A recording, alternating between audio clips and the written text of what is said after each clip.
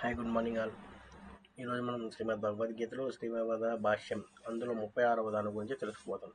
ఇత్యాది వాక్యాలకు సంబంధిస్తుంది అనగా అసోచ్యాన్ ఇత్యాది వాక్యంతో పరిహరిస్తూ నా త్వేహం ఇత్యాది వాక్యాన్ని పలికాడు అని అర్థం.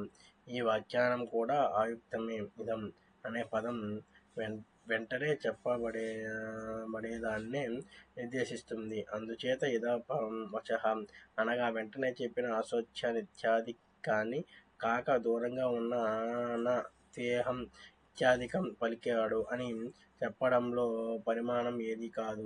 అశోచ్యాన్ ఇత్యాది శ్లోకానికి ప్రహసన్ అది అనే దానిని అన్వయం కుదరదు. అక్కడ లేని ఇతి అనే శబ్దం అధ్యాహారం తెచ్చుకొని అశోచ్యానస్తశోచస్త్వం ప్రజ్ఞావాదాశ్చం భాషనే ఇతి ప్రహసన్ అని వ్యాఖ్యానిస్తే సమాప్త పునరార్థత్వదోషం. ఒక విషయం చెప్పడం పూర్తి అయిన తర్వాత మళ్ళీ దానిని గ్రహించి మరొక దానితో అన్వయించడము అనే అలంకార శాస్త్ర ప్రసిద్ధమైన దోషం కలుగుతుంది. ఇతి అనే పదాన్ని అధ్యాహారం తెచ్చుకోవడం అనేది కూడా గౌరవానికి అనగా వాక్యంలో లేని అర్థాన్ని మోపడం అనే అనావశ్యకమైన బరువుకు కారణమవుతుంది.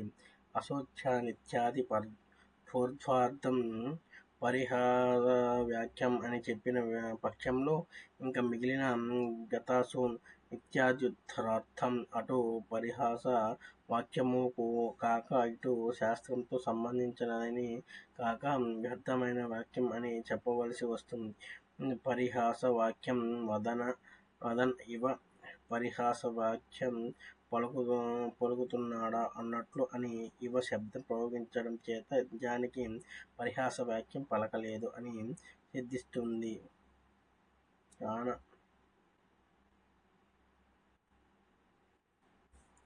ఈ శ్లోకం భగవంతుడు చెప్పినది కాదు అనవలసి ఉంటుంది. అందువల్ల అశోచ్యానిత్యాది శ్లోకమే గీతాశాస్త్రానికి ప్రారంభంలో శ్లోకం కానీ నా త్వేవాహం ఇత్యాది శ్లోకం కాదు. పేజీ 257. ఇక్కడ శ్రీమానుజులు గతాసూన్ అనగా ప్రాణాలు పోయిన దేహాలను అని గతస్థాసూన్ అనగా ప్రాణాలు పోని ఆత్మలను అని అర్థం చెప్పారు. అది అయుక్తం. మృతదేహాలు ప్రాణాలు పోయినవి అయినా మరణించని దేహాలు ప్రాణాలు పోయినవి కాబట్టి అగతుసు శబ్దానికి జీవించి ఉన్న దేహాలు అనే అర్థం మాత్రమే లభిస్తుంది. గతాసు అగతాసు శబ్దాలకు లోకంలో మరణించిన వాడు జీవించి ఉన్నాడు అని మాత్రమే అర్థం ప్రసిద్ధంగా ఉంది. మీ గ్రామంలో నివసిస్తున్న మామూలు దేవదత్త యజ్ఞదత్తులు సుఖంగా ఉన్నారా అని విష్ణుమిత్రుడు అడుగగా కృష్ణ శర్మ దేవదత్తుడు గతాసు వయ్యాడు. జ్ఞానదత్తుడు అగతాసు యుగా ఉన్నాడు అని సమాధానం చెప్పాడు. ఆ మాట విన్నవాడు దేవదత్తుడనే దేవం గతాసు అయినది. యజ్ఞదత్తుడనే జీవుడు మాత్రం అగతావాసుగా ఉన్నాడు అని అర్థం చేసుకొనడు. దేవదత్తుడు మరణించాడు, యజ్ఞదత్తుడు జీవించి ఉన్నాడు అని మాత్రమే గ్రహిస్తాడు.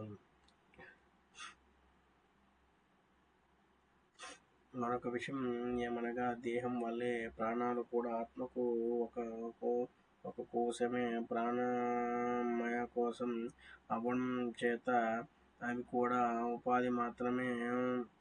వాస్తవంలో ఆత్మలకు కోశాలు లేవు గాన అవి గతాసుల వలె ప్రాణాలు లేనివి. అలాంటప్పుడు ఆత్మలు అగతాసు అని చెప్పడం ఎలా కుదురుతుంది? మరొక విషయం, ఆత్మ సచ్చిదానందరూపమే అయినా ఇది అన్నమయ కోశ విచ్ఛిన్నం అవడంతో మనుష్యుడు వృద్ధుడు జీర్ణించకపోవడం కృషించి